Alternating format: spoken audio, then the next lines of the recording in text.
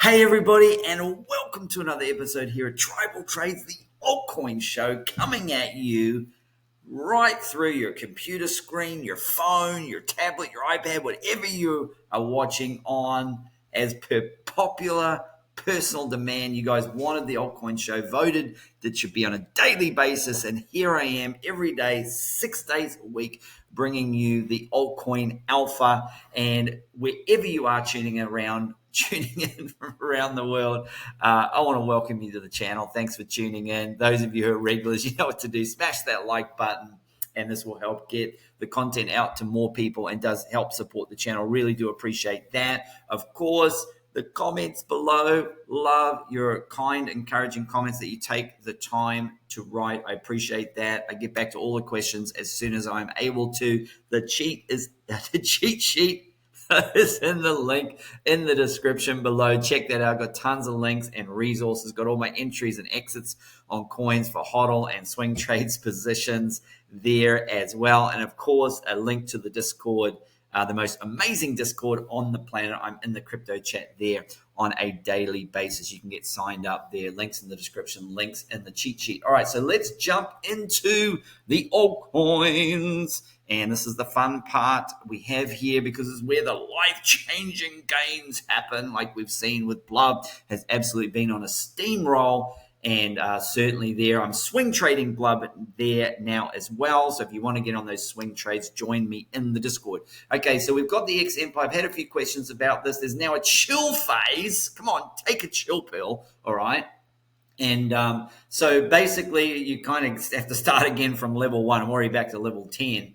And while you're waiting for the airdrop to happen, which is going to happen around the same time as the token listing, which they say is going to be mid-October. There's lots of questions here. Just go to X Empire Game on Twitter. You can read. I'm not going to go through this whole thing, but you can look through there and find all the information and answers to all your questions there. But the airdrop there has not quite happened at this point yet. Okay, Doge. We were in a swing trade. We got stopped out in profit on the swing trade, but Dogecoin whales have brought over 1 billion Doge in the last 24 hours, totaling roughly 187 million. Do they know something that we don't know? I did see we're going to see a Doge breakout there, which would be very welcome for all of those who've been holding Doge and are down on your Doge position. Certainly there's been no such issues with Tau. It has been absolutely crushing. Remember that Grayscale Decentralized AI Fund, they only started off with 3%. 3%. What on earth? 3%. They started with 3. It was the lowest allocation. And they didn't even see this coming, I think. But now they've upgraded it. And now, of course, now has a whopping 27% of the fund. And in my opinion, it just needs to be the highest in the fund there. No doubt about that. Recent Tau whale purchased 82,304 Tau, $46 million of Tau. Come on, somebody. This guy knows something. And certainly you can be earning on your Tau. There are risks associated. Do your own research. I think there's a little tool here that can tell you which is the best validator to stake your Tau and get the best yield there. But okay, so Banana Gun has been on fuego, has been on fire. Not using banana on Solana. Banana on Solana. There's someone should make a song about banana on Solana. It kind of rhymes. You're missing out big time. 10 Solana is now worth, on the Pachita snipe, 10 Solana is now worth $667,000 using the sniping tool. This is why this coin is going through the roof. It is making life-changing gains for people out there. I gave this trade. I gave it so many times, the setup every day. I said, I'm waiting, and boom, off it went. And so hopefully you were able to get in that trade. Hopefully you moved your stop loss up and then hit $51. I think it came all the way back to 45. So you should have been stopped out in profit on that trade, and then maybe look at gaining an entry there, or just take some profits there and then buy on the pullback if you don't want to be completely stopped out of the trade. Okay. And I do like this post from Pepper. This is Crypto Pepper. Pepper Potts, Crypto Pepper. It's very telling to see that a lot of big influencers not posting or buying banana because they can't get a deal to be paid to shill it from the team. Imagine not buying the most bullish coin this entire cycle because of it. This is a very interesting point. You need to be very careful about influencers that are shilling tokens. Quite often they're being paid to do it, and they're getting a big backdoor deal where they're getting all these OTC coins as a result, and they don't really believe in the coin there.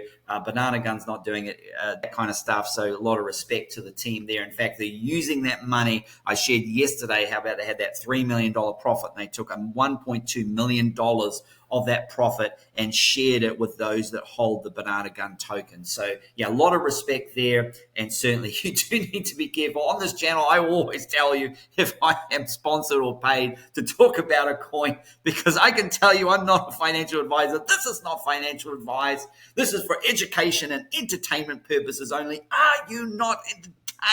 Said the great Maximus Decimus Meridius while holding a sword in one hand and a banana in the other, because I think he would be a Banana Gun holder if he were here today. But certainly I would always be very transparent up front. I would be very happy if Banana Gun were to give me some banana for talking about it, because I'm doing it for free right now because it's my own opinion about this token there. Okay. And Render, I'll share about Render in a moment there. The Render trade we have has bounced perfectly from the downtrend. This is the higher low there, and certainly I've been identifying those higher lows in the channel. I talked about a low, higher low, another higher lower there, and I did manage to add some to my position yesterday. I'll show you where I added that and why I added that in the charts there. And so, okay, so Cardano is running it. I can't even read. This means 1.5 users are using Cardano a second. That is small. Yet 22 billion is locked in a network controlled by one man. This is the definition of a catastrophe. I have large concerns about this coin and about people that may still be holding. This is just a red flag for me. Again, not financial advice, just bringing you the data there. Just be very careful if you're still in Cardano there. I'm not sure this stays. It's not a top 10 coin anymore, and I'm not even sure it stays in the top 20 by the end of this bull run. Let's see what shakes out there. Certainly, I think there are stronger projects to be in, and so let's jump over into the charts. Let's look at Arweave. Now, look, the issue I have first of all with Arweave, we've created a lower low on the daily. That's quite bearish for me. So here's what I'm looking for. We don't want to lose this low over here at about 1622. But as we come back into here, if we reject off here, this is where I'll likely exit the entire position and just close it down and look at either buying it back lower or pushing that over into another coin. So I'm not adding any more Arweave in these levels here. Certainly this is some blood in the streets and there's some fear for sure, no doubt. But certainly not for Bitcoin. That's the problem. So you've got a coin that's created a lower low, but Bitcoin hasn't created a lower low. What happens if Bitcoin now comes down and dumps further? This coin is not showing a lot of strength at the moment. This was really good here. And I'm definitely not going to be scared out by one big bearish engulfing candle there, because is it quite a bearish engulfing candle there? It's certainly a nuke. And so just be careful with this trade. As far as swing trading goes, a break back above 21.50 and a successful retest, we could ride that back up to that $25 level there. And that's where we could look at moving our stop loss up, taking some profit or getting stopped out in profit there. But just keep an eye on this trade. I'm keeping an eye on Arweave. I've not sold any Arweave from my hodl bag. On the swing trade, we got stopped out in profit up here. So that's totally fine. We didn't get back in here because it wasn't a successful retest. Just keep an eye on those charts. Certainly, I'm looking for a possible move back into here. And if I don't see a positive break and retest, I may either reduce or exit the entire position. I will definitely keep you all updated there. Banana Gun, absolutely smashing. So if you got this trade, someone said the other day that I gave it at 41. I actually gave it at 39. I actually have been giving it all the way down to 30, 32, and on my cheat sheet, even lower, I was giving it all the way down for hodl positions. But for swing positions, We've seen a great breakout here around that $42 level. That was the place to actually get in the most recent trade. A retest of that level was the entry to get in, and then obviously we pushed up. We didn't quite get to $60 level, but certainly if you moved your stop up, okay, if you moved your stop up, then now you would have been stopped out in profit, or you can certainly have taken profit manually off the table and then buy back a bit lower and then take profit as it goes up. However you feel best to trade that position, certainly to be good. And there we go with Blob. Here we go. And so Blob, you can see the tribal trades trend line strikes again. We've seen, this is amazing. Look at the sell pressure.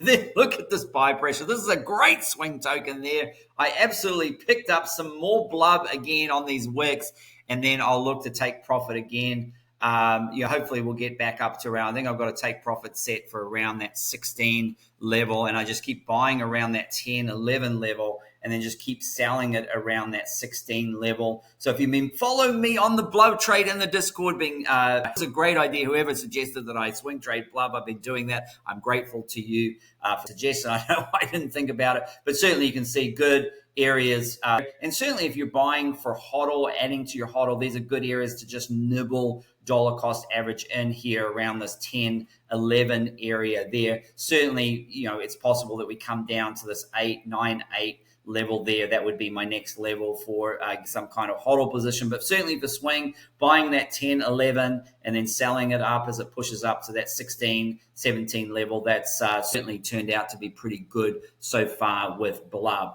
And then if we look over to Bonk, Bonk has been a great trade. Certainly we're back above the 200 EMA on the daily there. So this is a good entry for, this is an entry for on cheat sheet. Sorry, I meant to say it's an entry on my cheat sheet for HODL. So this is a good place to dollar cost average in there. Of course, we could come back a little bit lower. I gave the Bonk trade when it broke 18, retest. If you got in the trade, again, break, retest. Those of you got in that trade, absolutely, this was a great move. Wow, look at this big move to the upside. A lot of upper wicking here. You should have been stopped out in profit. You get back in the trade here, and if you're back in the Bonk trade, certainly be careful. There hasn't been a lot of energy to the upside there. These long wicks pushing down, and so certainly if we see that break below the 200 EMA, you may want to get out of that position and maybe look at re-entering back around 18. All right, the Doge chart finally launched. Okay, so here we have a successful retest here for Doge, 10.05. So if you got in the trade there, we would ride this up to 11.7. Move your stop loss up. You can either get taken out in profits or wait for a successful retest of, and this is another good entry here at 11.8 as well for Dogecoin. So certainly there's a couple of trade opportunities. If you miss this one, it's probably not too late to jump in it here. Certainly be aware that if we come down and lose that, just look to add a stop loss in there to get stopped out. This is probably the better one to get in. A break and a retest of that is going to be a little bit better, but you can front run it here, get in early. You might get some upside, take some profit, break, retest, and off you go, or move your stop loss up there for Doge. On the Ethereum trade, certainly this was the area, this was our entry here. So if you got on this entry at 23.20, you're currently up on the Ethereum trade. I gave this yesterday, and so we would be looking at taking some profits at about 2,500, or you can certainly move your stop loss up just in case you get stopped out. A break and retest, this is a second place to get in here at around 25.15. That would be a second place to enter the trade there. If we lose this level, I would be stopping out very quickly. This is a bear market support level here. We're not in a bear market. This is how low Ethereum is, but certainly we have got a low, a higher low, and a higher low there. So certainly this could work out to be a very, very good trade. If you get in here and this thing rides up to $5,000 or $7,000, that could work out to be a decent trade there. So this could be one where you just keep putting your stop loss up, keep moving your stop loss up if you go to the trade, and you could literally ride this trade all the way to Valhalla if it goes that far. Certainly ETH has taken a pounding, but maybe it's time to have a bit of a turnaround now. The HNT trade, certainly now we are below the 50-day moving average there. So the trade for me is a break and a retest of $7.35. I would get in the trade there. Objective, we are just breaking above, so a break and a retest of 19.51. Get in the trade, or you can get in the trade up here at $22, around $22.80 up there. And of course, you can ride this up, move your stop loss up, so if it drops, you get taken out in profit, or you can wait, break, retest, and just stay in the trade or take some profit off the table there for Injective. We got Casper, no trade there yet for Casper, 200 EMA on the daily. If it breaks that 15.2, there's a place to get in the trade on a successful retest, take some profit at 16.4, or add to the trade here, or move your stop loss up to protect your profits, a break and a retest of the 50-day moving average at 16.3 there for Casper. Render, so what did we see here? It was a successful break and a retest. I got in the trade here at $5.35, and this is what I identified yesterday. There was no trade here. No trade up here at $6.40 when it broke. There were trades here. We had successful retests here. And even if you thought, okay, I'm going to jump in the trade here, put a stop loss. Because look what happened with that candle. We came all the way down. We melted through 50-day moving average, but we popped back up again. And certainly put your stop loss under this $5.33. You can probably put it under this wick here. Well, actually, that wick is quite big there. But for a stop loss there, certainly there. Let's go to the 4 hour and see if we can find a better stop loss there for on that level. Yeah, maybe this candle here sitting at about $5.18 would be a better place for a stop loss. But if you got on the trade there at $5.35, you're up. But look, you do see it's coming into resistance here at $5.65 on the 200 EMA on the 4 hour. So a break and retest of that, I would look at adding into the trade there. So I'd add to the trade there a successful break and retest. We'll look at this to flip back to green. It's currently in red.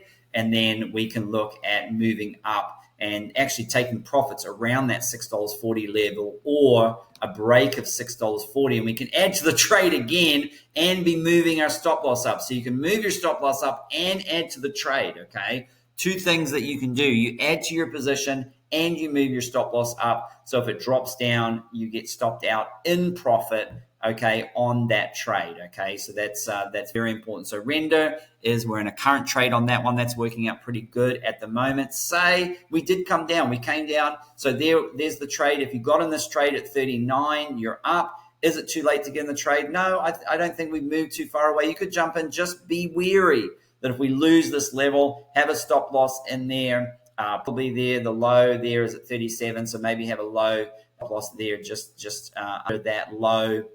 And then, of course, this would be the bet entry here at 33. But certainly this is a trade. It's a little bit more of an aggressive trade now because it has moved away from here. But I did give you that trade yesterday. That did work out. That did pop off. And certainly keep an eye that we could get this lower levels. But certainly there's a lot of upper wicking here. This looks a lot like Bonk, so be very careful with the Say trade there. We're going to come into Solana trade. And certainly now we're coming up into this area here. And so what we want to do is we want to see a break of 141, a break of 141, a retest, and then we're off to the races, and we can look at riding this all up. We can probably take some profit, move our stop loss up when we get to 150, move the stop loss up, protect the profit, and then up all the way. We can ride this back all the way up to 160. This could be a very good swing trade. You look, it's come down, it's up, it's come down. And if we just keep doing that, you can make some good money trading the Solana swings. Of course, we're looking for a break and retest, okay? It hasn't broken through yet. There's no trade there right now on Solana. Certainly on, if you're buying for spot, around the 200 EMA daily has historically always been a good buying opportunity for Bitcoin, for altcoins. So this could be a good place for you to add to your Solana. But certainly I'd feel more encouraged to wait for break, retest, add there for both hodl or swing on the way up there as well. And then for Sui, people keep asking for the Sui pullback. I gave you the Sui line yesterday, which was between 160 and 170. And what did we come down to yesterday? We came down right to that 160 to that 170 level. Okay, so if you got in that trade, then you're up on Sui.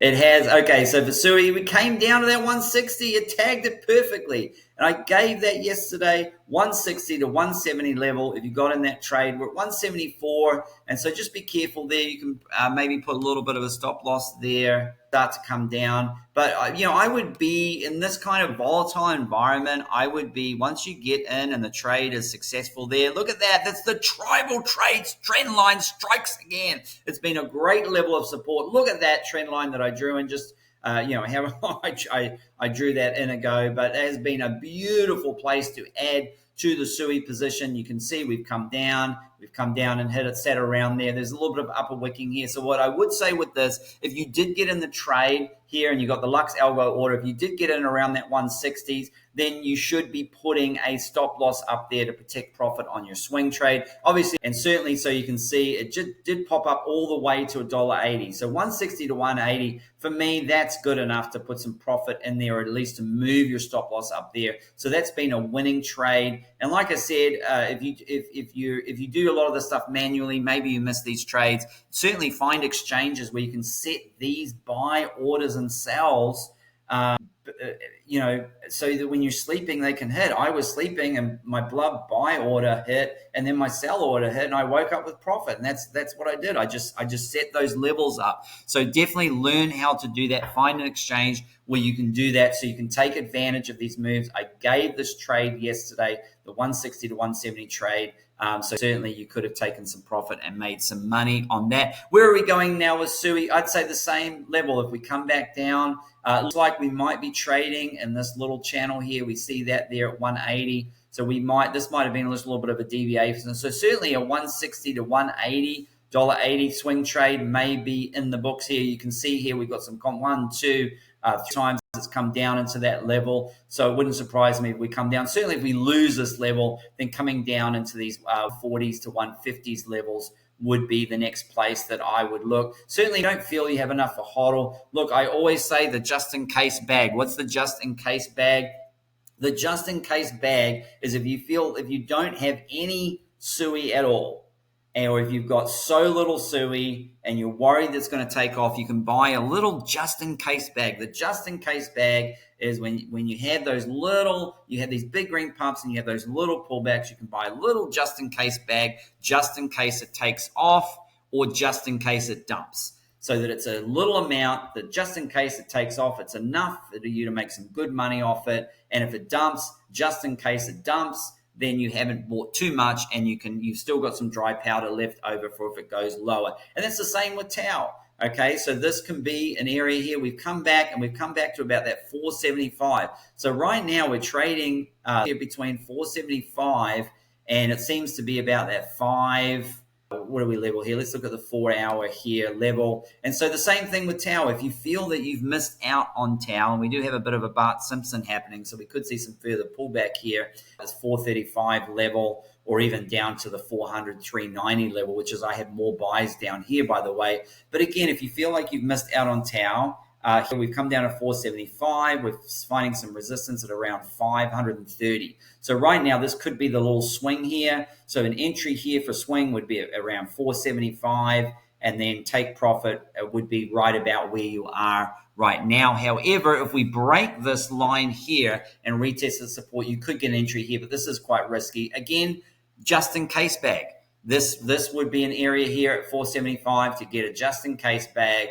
Just in case it takes off and goes higher, you've got some Tau, or just in case it gets lower, you haven't gone, oh no, I bought it on this big green candle and it comes all the way down to 425 or 390 level here, which it could possibly do. It could come down and test these levels there. And this is why I've always, even if you watch all my educational videos, I continue to teach and talk about the importance of dollar cost averaging, okay? Building positions, not going all in at one position. You don't go and buy big green candles. You sell the big green candles and you buy the fear, you buy the red candles, okay? The only exception that I have is if I don't have a coin or don't have enough of a coin and I feel I definitely want it, I will buy a just in case position. A just in case position, just in case it goes up. not just in case it goes up and just takes off. If Tau takes off and goes parabolic, I have a position rather than no position. And if we dump, the position hasn't been too big, okay, that it's going to hurt me and that I have dry powder left to buy more lower, okay? And sometimes I just let positions go. But in the case of Tau, if it's me and I don't have any Tau, I'm buying a just-in-case bag, a little bitty bit of Tau, just in case it takes off.